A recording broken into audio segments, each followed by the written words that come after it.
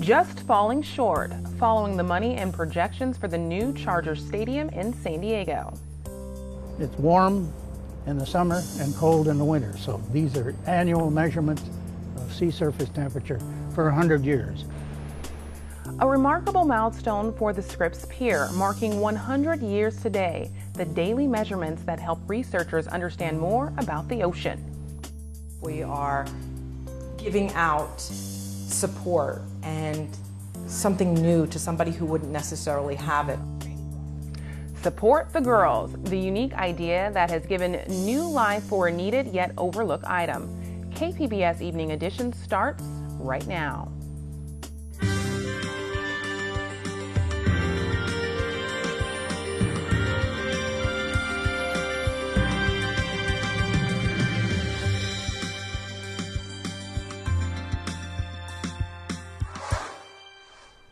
Good evening. Thanks for joining us. I'm Ebony Monet. It's not adding up. A San Diego group says voters should not support the Chargers Stadium measure.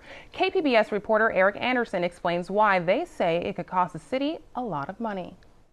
A Taxpayer Association analysis of Measure C says the project could have a significant impact on city finances. Association President Haney Hong says they used the most optimistic financial assumptions made by the football team and still found a risk that the city could be forced to pay $400 million out of its general fund to meet the project's financial obligations. He says the Chargers' decision to not meet with their board did not influence their financial analysis because they still had access to the entire ballot proposal.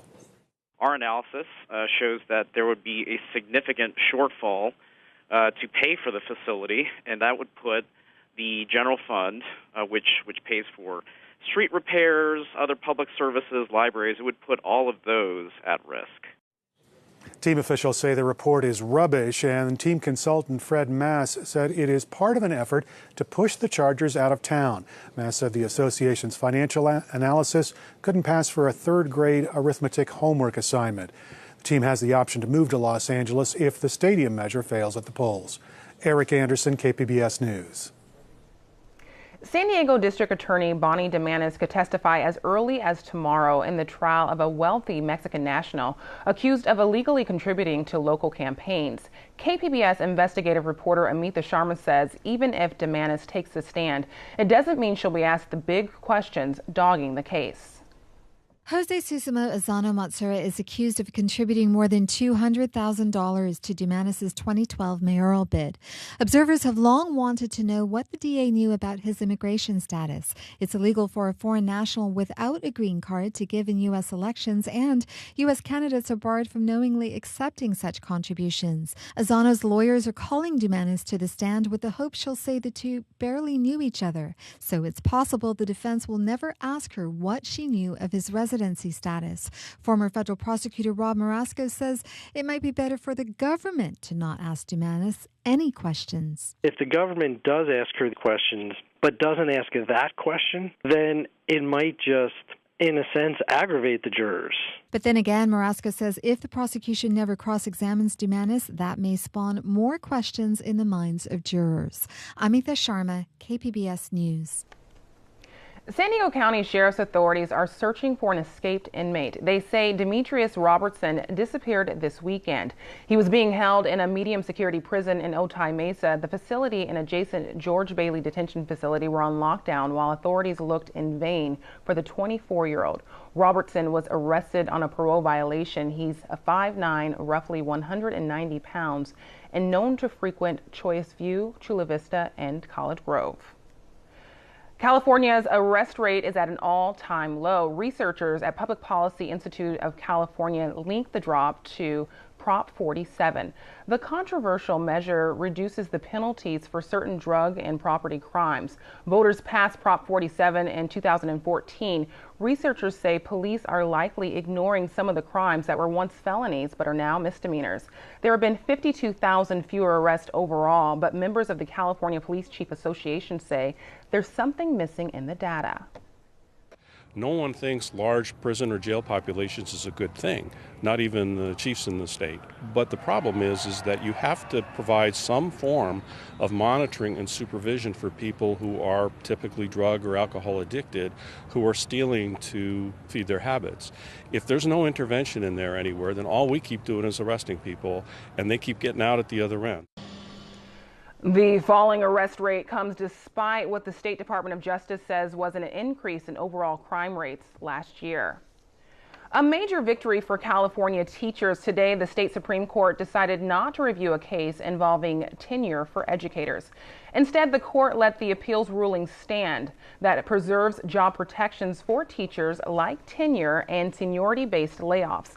In 2014, a Los Angeles Superior Court judge ruled students and teachers were disadvantaged by the statutes protecting tenured educators. A state appellate panel overruled the ruling, citing drawbacks in the system and that the teacher tenure was not unconstitutional. More than 100,000 community college students across the county are headed back to school today. KPBS education reporter Megan Burke says the system is rebounding from recession-era cuts, adding courses that were typically only offered at four-year universities. A 2014 law by State Senator Marty Block paved the way for community colleges to offer four-year degrees. Local students in those programs will begin their upper division classes this year. Also new to the region's community colleges, dozens of added course listings, extra enrollment slots, and the return of January intersession classes. It's been ridiculous. A lot of traffic out here. A lot of students trying to get in, crash into classes, get their classes. Especially when it comes to the parking out there, there's a lot of people that are trying to get in, and it's usually taking like 20 minutes to half an hour to find parking, especially for the later hours. A $350 million booster from the state this year is one in a series of cash injections, bringing the once ailing community college system back. During the recession, enrollment plummeted, and course offerings shrank by as much as 20% statewide. Megan Burks, KPBS News. A bill designed to reduce drunk driving has cleared both houses of the California legislature.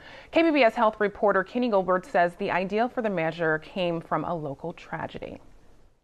In May 2015, two UC San Diego medical students were killed by a wrong-way driver on State Route 163. Prosecutors say the driver was drunk. Friends of the students came to Assemblywoman Lorena Gonzalez with an idea: make responsible beverage service training mandatory for anyone who serves alcohol. Responsible beverage service training is mandatory in 18 other states and the District of Columbia. And there's evidence in the state of Oregon the law has helped reduce drunk driving incidents, especially at night. Some local governments in California already require servers to get special training. Under Gonzalez's bill, the trainings would be standardized and required of all people who serve alcohol beginning in 2020. Kenny Goldberg, KPBS News.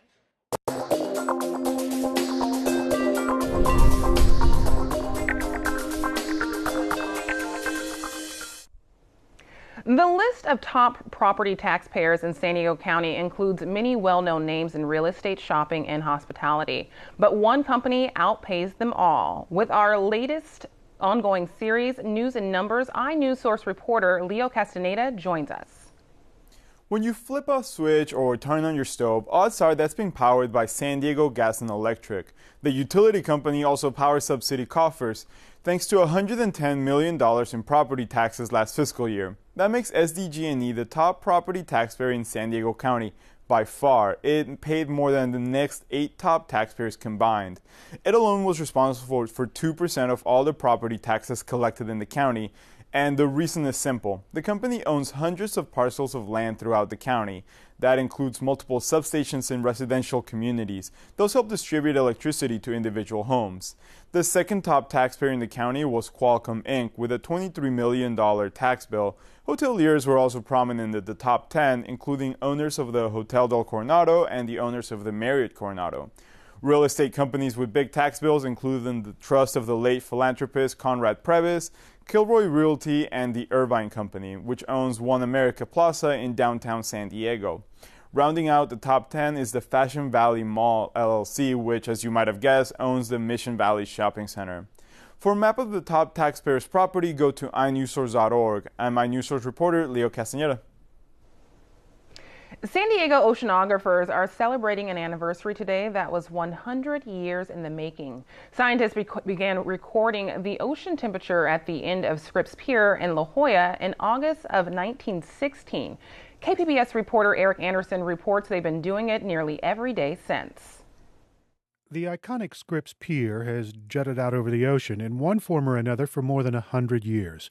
And for nearly every day during that century, someone has taken the time to walk to the end of the pier, enter a small research hut, drop a bucket through a hatch, and collect a sample of the ocean.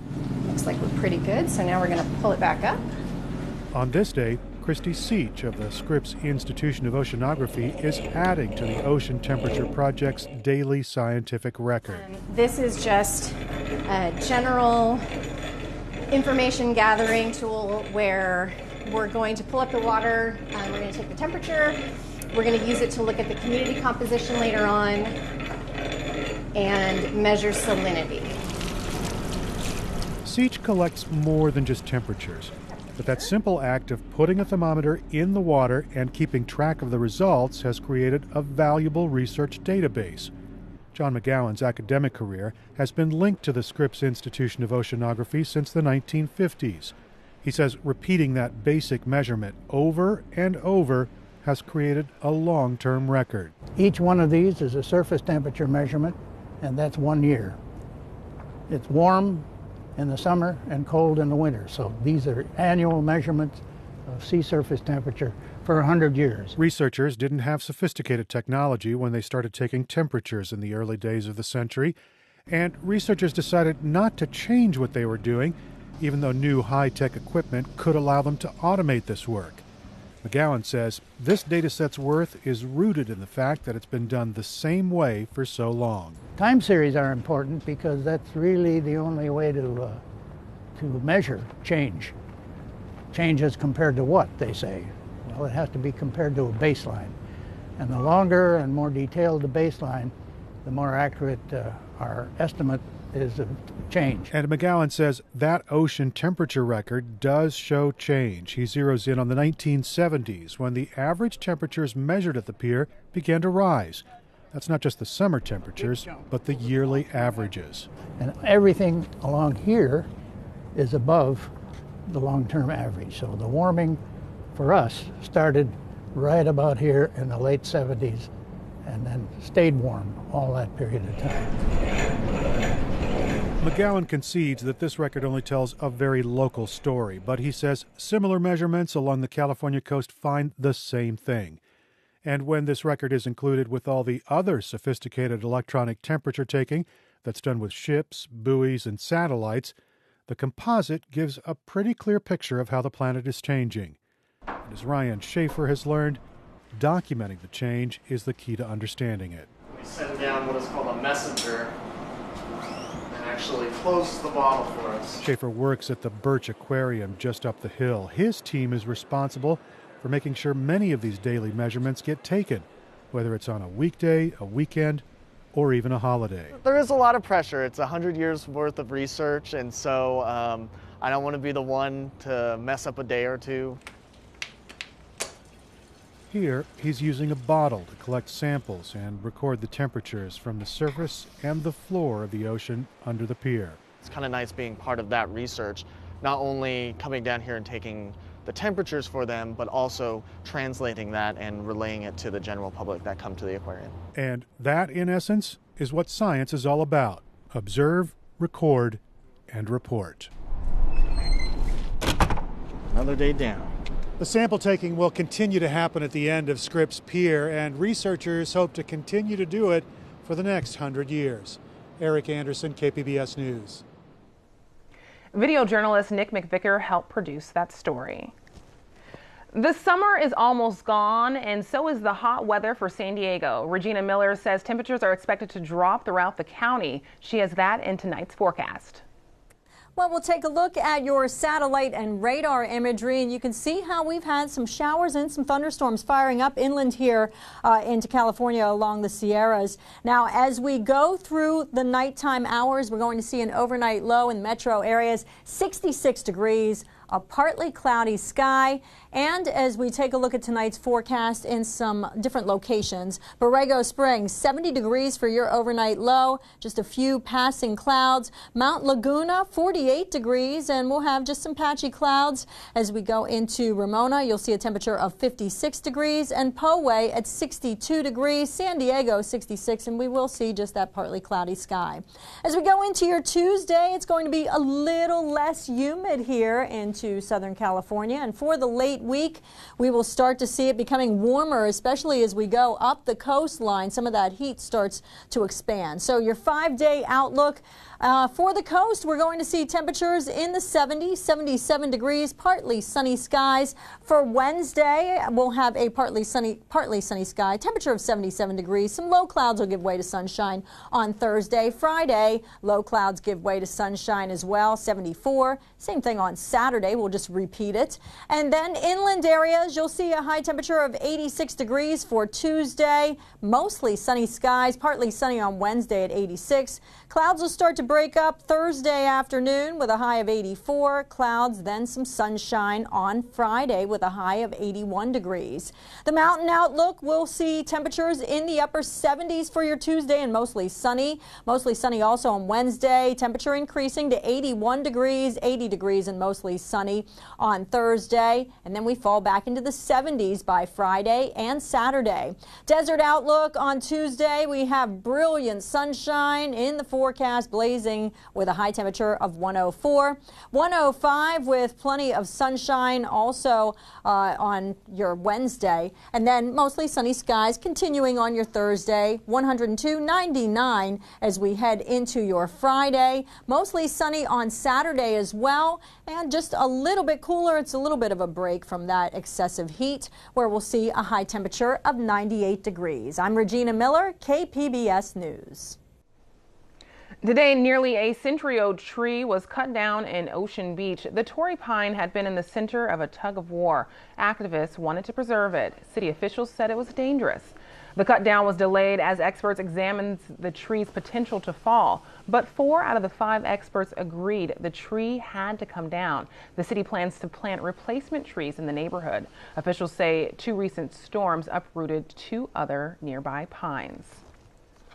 A local community group that has transformed an empty lot in City Heights into a pop-up gathering space is now moving forward with even bigger plans. The empty lot sits at El Cajon Boulevard and Central Avenue. The El Cajon Boulevard Business Improvement Association and volunteers plan to build it out in the next few weeks. The new features will house Bikes del Pueblo. The volunteer-run program promotes biking. There, they also plan to host a weekly valet for cyclists. The association hopes the changes will inspire permanent transit-oriented development. So we're actually working with Circulate San Diego and the Bicycle Coalition to put on an event that showcases examples of bike stations around Southern California and drives the interest to see that the city, maybe Sandag, would get behind a project like this and enhance this whole area's environment as a transit-oriented development. Foreman says the event will likely take place in October. In the meantime, the association is still seeking volunteers to help with the changes. The San Diego County Bicycle Coalition is bringing back an event called Los Días. KPBS reporter Andrew Bowen says the idea is to shut down streets to cars and traffic to encourage more biking and walking. It's been 2 years since the last Los Días. The Bicycle Coalition's director, Andy Hanshaw, says it's taken longer than he would have liked to build up support for the event. He says the city of San Diego has been helpful, but it's not providing funding or cutting event fees. And to help ensure pro-biking and walking events like these can continue, he says maybe the city should start organizing them itself. The city has, for bicycling alone, it has a 6% mode share goal in transit communities by 2020, 18% by 2035. That message has to get out there, but also it's helping us get the message out that we need safer streets. We need the infrastructure to be implemented to create safer bike lanes for people to have safe bicycling choices as a mode to travel. A spokesman for the mayor did not respond to a request for comment. Los Días will take place on October 30th in North Park and City Heights. Andrew Bowen, KPBS News. California motorcycle riders will face a new set of regulations while on the road. That is after Governor Jerry Brown signed a new measure that legalized lane splitting. That allows motorcyclists to ride the broken white line between cars while stuck in traffic. The new measure is the first in the nation to legalize the practice. It also gives State Highway Patrol the right to set rules for safe lane splitting. Within a year or so, we should have the guidelines, and then they should be published and be in the DMV handbook, etc. The practice has been common and tolerated by CHP for decades, but a survey done by the Office of Traffic Safety last year found that the majority of California drivers dislike the practice. I'm Judy Woodruff. On the next News Hour, a rescue group that runs toward airstrikes in order to save lives in Syria. That's Monday on the PBS News Hour.